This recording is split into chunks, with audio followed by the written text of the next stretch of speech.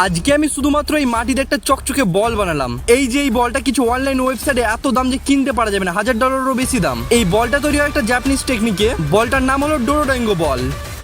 শেষমেশ এত সুন্দর বলটা হয়েছে এটা আমি ভাবতেও পারিনি। তো অনেকক্ষণ ধরে মাটি খুঁজে বেড়াচ্ছি কিন্তু পেয়েছি না, কারণ যে সে মাটিতে হবে না, না বেশি এঁঠল না বেশি বেলে মাটি, একটা মিডিয়াম মাটি হলেই হয়ে যাবে। তো আমি অনেক খোঁজাখুঁজি পর এখানে পেয়ে গেছি সেরকম মাটি। তারপর এই মাটিগুলো একটা প্যাকেটে ভরে চলে এলাম বাড়ি। এবার আমি কিন্তু শুকনো মাটি পেয়েছি। তোমরা যদি শুকনো মাটি না পাও চাইলে সেই মাটিগুলোকে রোদে শুকিয়ে নেবা, দিয়ে ভালো করে গুঁড়ো করে নেবা। আর আমার মাটিগুলো তো গুঁড়োই ছিল, তাতে আবার শুকনো, তাই বাড়ি লেসে একটা চালুনে চেলে নিলাম।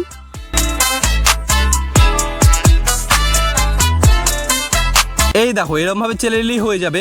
তো গাইস সবকিছু হয়ে গেছে, এবার শুধু মাটিতে জল দিলেই হয়ে যাবে। এই দেখো তৈরি হয়ে গেছে, শুধুমাত্র জল দিতে যতক্ষণ দেরি। তো এই জলটাকে আমি খুলে দিয়ে দেবো এখনই। এবার সেই মাটিগুলোকে ভালো করে মিক্স করে নিতে হবে জলের সাথে। একটা পরিমাণ অনুযায়ী মাটিতে জল দিতে হবে, বেশি দিলে হবে না। এবার সেই মাটিতে বল তৈরি করতে লাগলাম। ভালো করে চেপে চেপে বলটা তৈরি করতে হবে, নয়তো ভালো হবে না, পরে যে হয়তো ফেটে যেতেও পারে। তো বলটা আমার তৈরি করা হয়ে গেছে, কিন্তু যে বলটা প্রথমে মারিছিলাম সেটা অনেকটাই ছোট হয়েছে, তাই একটা বল তৈরি করলাম। তো গাইস বানানোর কথা ছিল একটা, তো আমি বানিয়ে ফেলেছি দুটো, কারণ একটা যা হয়েছে দেখা যাবে, কিন্তু আজকে রাত পর্যন্ত শুকাতে দিতে হবে একে, তারপর কালকে দেখা যাবে। One day later.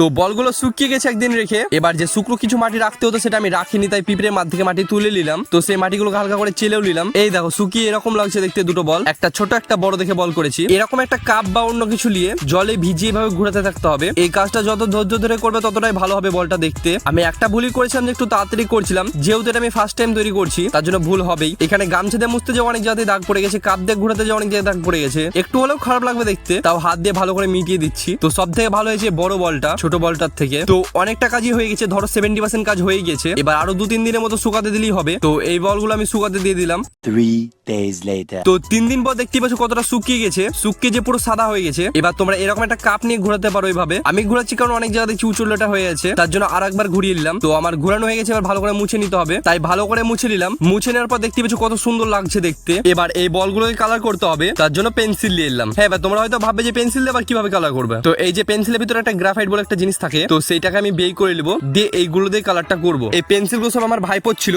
ভাইপো তো বলছিল পেন্সিল নিচলে আমাকে কিন্তু নতুন পেন্সিল কিনে দিতে হবে। তো এইভাবে পাউডারের মতো করে গুঁড়ো করে নিলাম। এবার এই বলগুলোর উপরে লাগাবো। আমি ভাবতেও পারিনি যে গ্রাফাইটের গুঁড়োগুলো লাগানোর পর যে এত সুন্দর হবে, আমার তো নিজেরই বিশ্বাস হচ্ছিল না। তো ফাটাফাট লাগিয়ে দিই, তারপর তোমাদের চলো দেখাই। অনেক খাটাখাটনি করার পর হাতের অবস্থা দেখো কি হয়েছে। চলো এবার তাহলে তোমাদেরকে ফাইনালি বলটা দেখা যায় কেমন হয়েছে। পুরো একটা লোহার বলের মতো লাগছে। হ্যাঁ কিন্তু এটা লোহার বল ভেবে লিও না, এটা একটা মাটিরই বল। এবার তোমরা কমেন্ট বক্সে কমেন্ট করে জানাও এই বলটা কি আমি অনলাইন ওয়েবসাইটে বিক্রি করবো না কোনো পাবলিক প্লেসে। তো গাইস বানানোর কথা ছিল একটা, কিন্তু আমি বানিয়েছি দুটো। তো দুটোই কিন্তু দারুণ হয়েছে। মোটামুটি যে আমি আরো টাইম দিতাম হয়তো আরো ভালো হতো, কিন্তু অতটাও ভালো হয়নি। চেষ্টা করেছি অনেকটাই। তো কেমন হয়েছে একটু কমেন্ট বক্সে কমেন্ট করে জানাও। আর কেমন হয়েছে ভিডিওটা একটু কমেন্ট বক্সে কমেন্ট করে জানাও। চ্যানেলটাকে সাবস্ক্রাইব করে দিও।